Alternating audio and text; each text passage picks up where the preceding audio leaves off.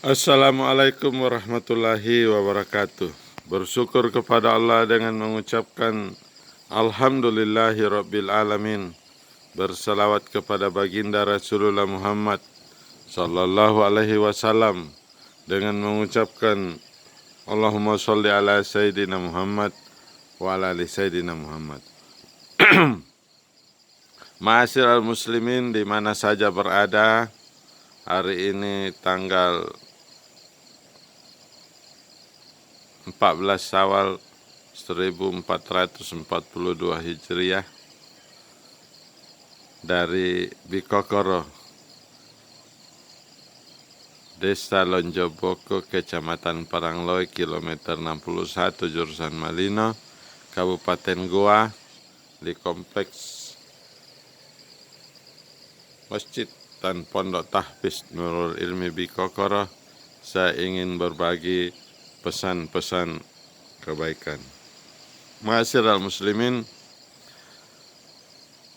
di mana saja berada, kesempatan yang baik ini saya akan mengisahkan kisah taubatnya seorang yang taat beribadah. Dikisahkan dulu di Lebanon, tersebutlah seorang yang taat beribadah. Dia melalui hari-harinya dengan berpuasa setiap hari. Allah memberinya rezeki berupa sepotong roti yang separuhnya dia makan untuk berbuka dan sisanya untuk sahur. Jadi dia selalu mendapat kiriman roti dari Allah karena dia seorang yang taat beribadah.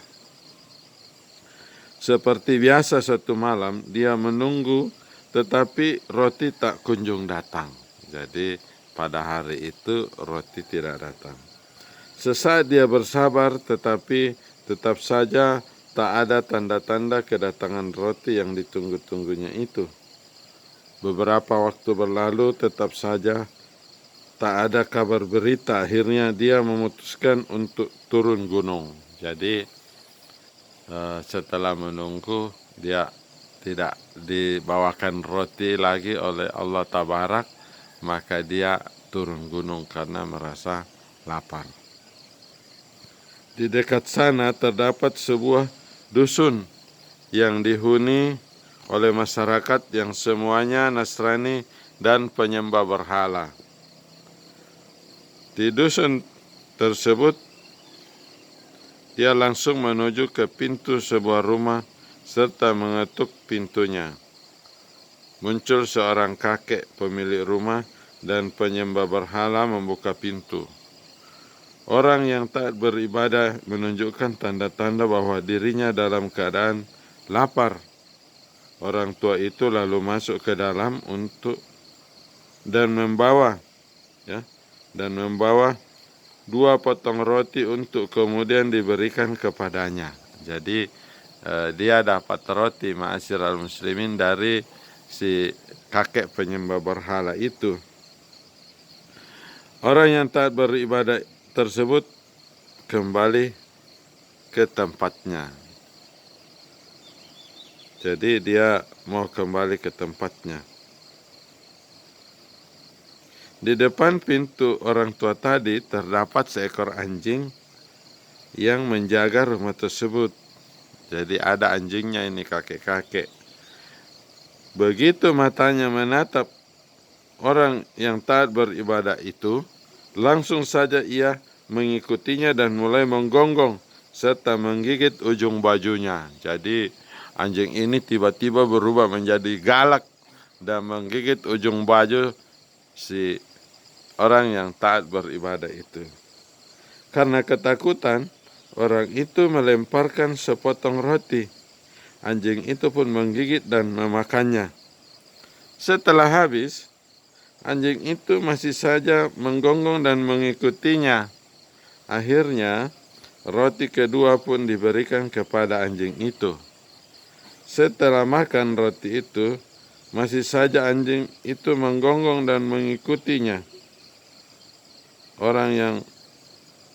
Orang itu melihat ke arah anjing dengan tangan hampa dan perut lapar. Jadi Ternyata roti yang dikasih sama si kakek itu sudah tidak ada karena hanya 2 potong dan sekarang sudah diambil sama anjing karena dia menggonggong terus-menerus. Seraya berkata, "Sampai saat ini aku belum pernah melihat seekor anjing yang tidak tahu malu sepertimu. Aku telah mendapat 2 potong roti dari orang tua itu dan keduanya telah kuberikan padamu. Kenapa kau masih saja menggonggong dan mengikutiku?" Jadi dia bicara sama itu anjing. Anjing tidak tahu malu kau. Sudah saya kasih roti 2. Saya sudah tak punya roti. Kau masih ikut-ikut menggonggong terus sama saya. Tapi ma'asyiral muslimin, apa yang terjadi? Dengan kuasa Allah, anjing itu mampu berbicara dan berkata, "Bertahun-tahun aku ditugaskan untuk menjaga rumah orang tua itu dan menjaga domba-dombanya. Aku menerima apa yang dia berikan padaku. Kadangkala dia juga melupakanku dan memberiku makan tulang dan secuil roti kering. Meski begitu aku tetap bersyukur dan tak pernah pindah ke rumah orang lain. Kalau dia memberiku makan, aku memakannya, dan kalau tidak memberiku, aku tetap bersabar. Sebaliknya, hanya 1 malam saja rotimu tak datang, kamu sudah tak sabar dan berpaling dari pintu rumah Tuhanmu yang selalu memberimu rezeki ke pintu rumah seorang penyembah berhala, anti Tuhan, dan termasuk musuh-musuh Islam. Kamu merajuk. Sekarang katakan, siapa yang tidak punya malu, aku atau kamu?" Kata si anjing tadi yang bisa berbicara. Begitu mendengar ucapan tersebut, dia langsung tak sadarkan diri dan roboh. Dia kaget. Ma'asyiral muslimin, kenapa ada anjing bisa bicara seperti itu? Lalu dia bertaubat kepada Allah setelah siuman dan lebih menghamba lagi, dan jadilah dia menjadi seorang wali. Jadi ada juga orang, ma'asyiral muslimin, jadi wali karena anjing. Inilah seorang pemuda dari seorang yang taat beribadah dari Lebanon. Mari kita tutup dengan syair. Engkaulah yang maha kasih penolong bagi lagi kaya, maha mulia penyayang lagi adil. Bahagialah hamba yang menjalin hubungan denganmu. Berbahagialah hati yang mengenal jalanmu.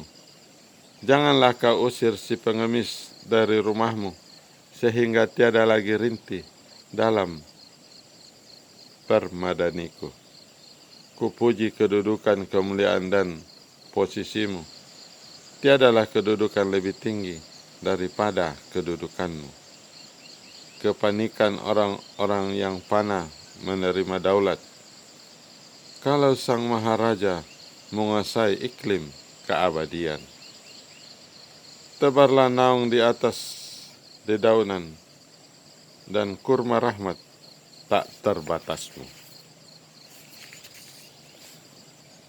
Apabila terjadi kesalahan, masukkanlah ke dalam sumber air kasih sayangmu. Ya Rabb, jangan kau usir si pendosa dari rumahmu. Telah bernaung ke tempatmu hamba yang perlu perlindungan. Wallahu a'lam bishawab. Saya Al-Fakir Samion Ahmad dari Bikokoro menyampaikan, jangan lupa subscribe, like, and share. Wabillahi taufiq wal hidayah. Assalamualaikum warahmatullahi wabarakatuh.